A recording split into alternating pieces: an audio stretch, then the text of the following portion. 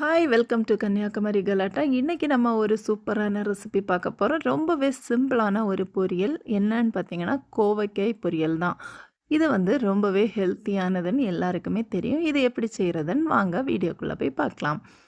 நான் கோவைக்காய் பொரியல் செய்கிறதுக்காக ஒரு மண் சட்டி எடுத்திருக்கேன். சட்டி சூடானதும் நம்ம தேவையான அளவு எண்ணெய் இதில் சேர்க்கலாம். நான் இங்கே ஒரு 1½ டேபிள் ஸ்பூன் எண்ணெய் சேர்த்துருக்கேன்.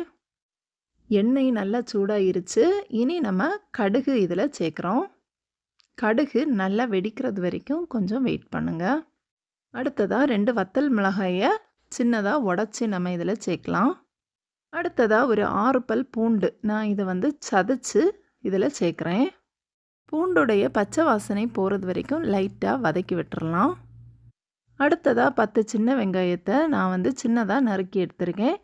அதை தான் இதில் நம்ம சேர்க்க போகிறோம். சின்ன வெங்காயத்தை சேர்த்துட்டு நல்லா இதையும் வதக்கி விட்டுறலாம். சின்ன வெங்காயம் இந்த மாதிரி கொஞ்சம் பொன்னிறமாக வதங்கி வரணும்.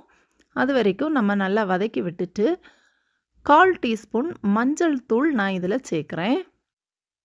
அடுத்ததாக கொஞ்சம் மிளகாய்த்தூள். மிளகாய்த்தூள் காரத்துக்கு ஏற்ப சேர்த்துக்கோங்க.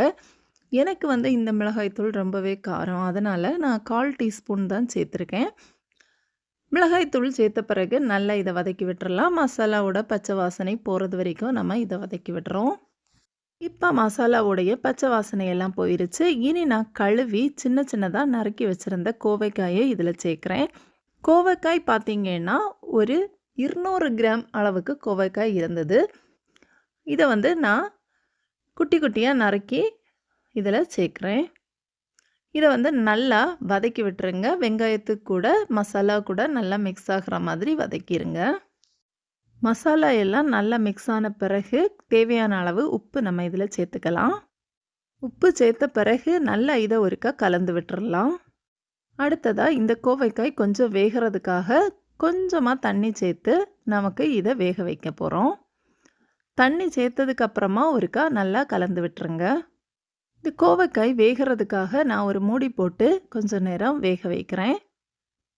கோவைக்காய் அடிப்பிடிக்கும்னு நினச்சிங்கன்னா இடையில ஒருக்க நீங்கள் வதக்கி விட்டுருங்க. நான் ஒரு 10 நிமிஷம் கழித்து இதை திறந்து பார்க்குறேன். நல்லாவே ஃப்ரை ஆகிருக்கு. நல்லா கோவைக்காய் வெந்திருக்கு பாருங்கள். இந்த ரெசிபிக்கு நம்ம தேங்காய் எதுவுமே சேர்க்கணும்னு கிடையாது. இந்த மாதிரி பொரியல் ரொம்பவே சிம்பிளாக நமக்கு வேலை முடிஞ்சிடும். இந்த மாதிரி செய்து பாருங்கள். ரொம்பவே ஹெல்த்தியான ஒரு ரெசிபி. வீடியோ பிடிச்சிருந்தா வீடியோ லைக் பண்ணுங்கள், ஃப்ரெண்ட்ஸுக்கும் ஷேர் பண்ணுங்கள். சேனலை இது வரைக்கும் சப்ஸ்கிரைப் பண்ணலைன்னா கண்டிப்பாக சப்ஸ்கிரைப் பண்ணுங்கள். நன்றி.